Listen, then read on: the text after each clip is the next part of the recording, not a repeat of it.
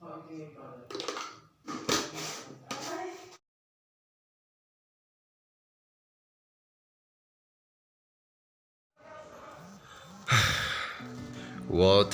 is up, YouTube?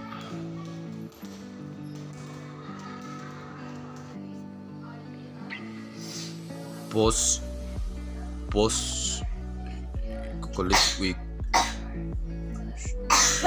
post college week Mr. Contest.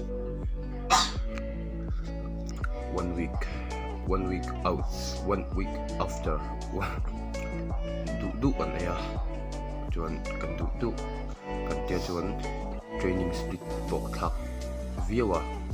winter park kan nei dona i jo rawa chuan winter an chi don nei fa ba ro dona ma se chu mi ma chuan i ki mai taksa le ka testosterone level in up hi thainan car khat ka boy thil sota kan kholama ka ho pheya i thina bangin chuan ai zola ka let le a chuanin chumi lu car khat tun car chhotanga kalta car khata voini rest day ron nei to rest day ka nei to nga chuan calories kanin tai ka sang le ka ma i kanin bag don ni i 30 bag lovin chuan kan goal to chu about 78 to 18 ya chuan sorry for that anin taka chuanin contest ka tel kha keima katlak pa win ka shia ama saber chuanin a process a khanin muscle kan loss na sai me matin chumi bag water weight kan loss tel puka diet ways lama ni se kan diet che MMA ya contest kan zo thi kha lama har sat na khani hala achan ni bera karin chu contest zo khanin one number an thil kan vai to pa ti chuan khami chon thaman ko kha thalo hal chara tin kan veng lama ko hop ya chuan thil ka itha thailo him ma ka ye pia ha kalwak chho zela chetiang vel chon hun ka mang chawani eposuri sa thil theng do so thil theng ton ya aga chu kal sana hun to chuanin kan tum thara te goals thara te kan focus le hun to ti chuan win ni hianin jima kal ma a chan chu zanama ti tu te kan ya ka schedule hi atai ga thin MMA ke ma to ka chuanin dar thum le ti chola ni tu na hian gym polen hong khelo wa chuan pre workout ta hian ten coffee ro hi ting ka tel ke uzela caffeine boost nan chim le coffee hi ke ma hin ka etika caffeine boost khat than ni se ka in zin tam tu wang mani kai ma hin ka dik wa shim ani chuan stretching in pulan chana stretching hi poimo stretching try nei lo chuan le warm up tra te khai nei lo chuan in liam bal te ma chuan helai hianin press movement kan start dona kan start hemi chu warm up nan chaw ni a ti chuanin weight po kan press fit lawa tian kan muscle level hi kan ti shoulder ha kan ti che a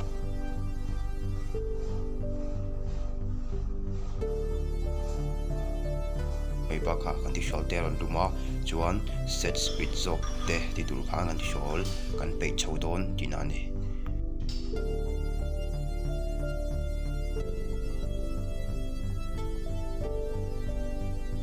chun emi video chu ti nan hmang taila college week Mr. Contest book ka soile tiang achana chu i khathil kha kalo gym na re ve to i emi kami ka contest tu rata ka dedicate liu khanin prep series te po mangta chuan tuna chuanin a mark soilem lo le enge social media lawa po ko dalem lo thil sang chunga thing vel enge mokhang te khan soi taila I chuan Mr. Contest ka katel tu kan ga in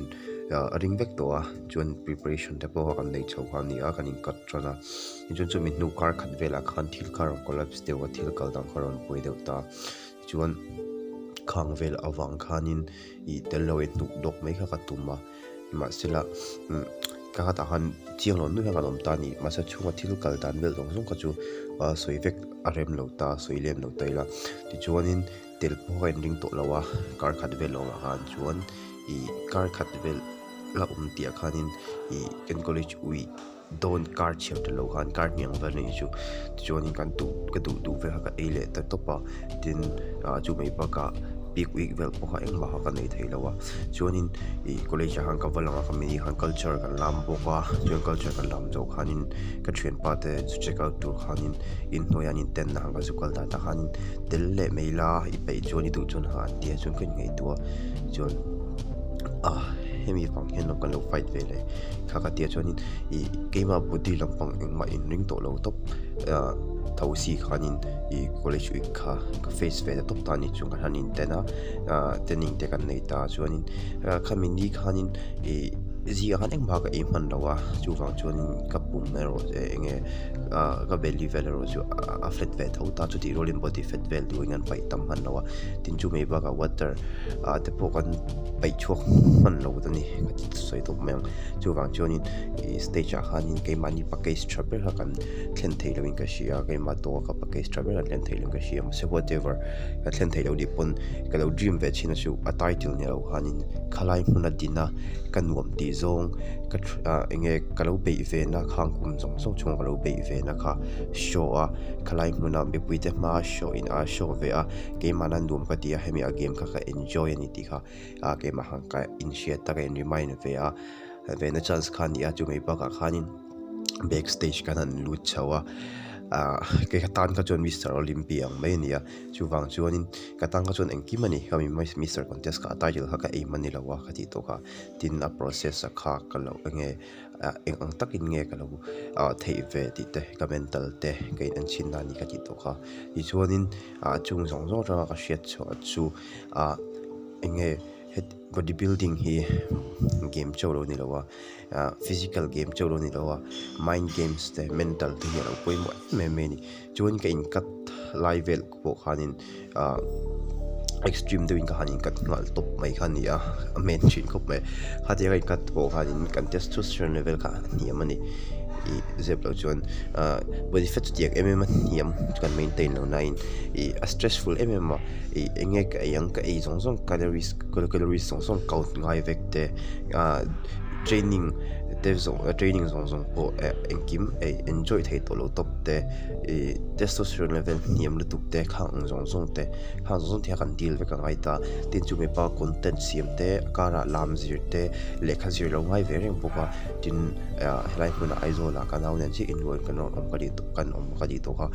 khang zong in chung pur boy bui thanai khanin ka schedule a tight me pa ga ri lu mai to na hi a boy me ni a chang pe ka chuanin ka ti lo mai to ni le ti ri lu te ka pu ve ma se bodybuilding gym nya min zir ti chin chu reps khat le che ti hi ni chu wang chuanin khang kha ta tanga gym atang ka lo zir reps khat le che ti te push to failure te khang zong zu khan mental a khanin enge kan thok hianin ngaya nei chin te in push na khami motivation in siam chop na ang chi te kha thok a hian aron om beta azera chu wa chon gym hi chu nei lewi da chuanin tuna ka lifestyle a shim po hi adapt har ka tiang ni ma sela boi khat le chi ati sham nun te khang zong te wang khanin ka in ka true thein ka shia competition po thatek ka face thei chuanin clip pi ka lo ngalo ma ka compete lai stage ka om lai khati chuanin nami hi ka clip ne ajana fia ber ni a hi chuan backstage vel te po kha video ha siama series tharan da ve ka tumnen ka ti khan kan schedule kan tum dan zong kha lo fucked up ta vek sia chuan heng hi lo en ne phot me o Greenhouse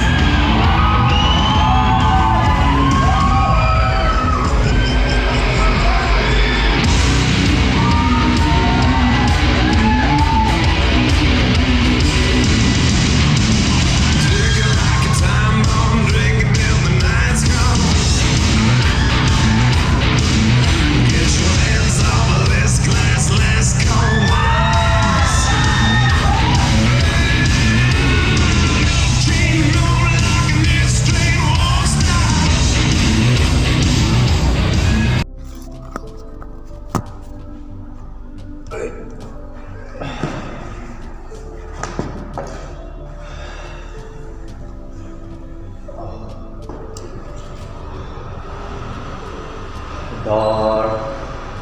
ngalen som li pati anzo chuan when you just say tatak mai kan wa anom te chuan chu mai ba arm pump po chua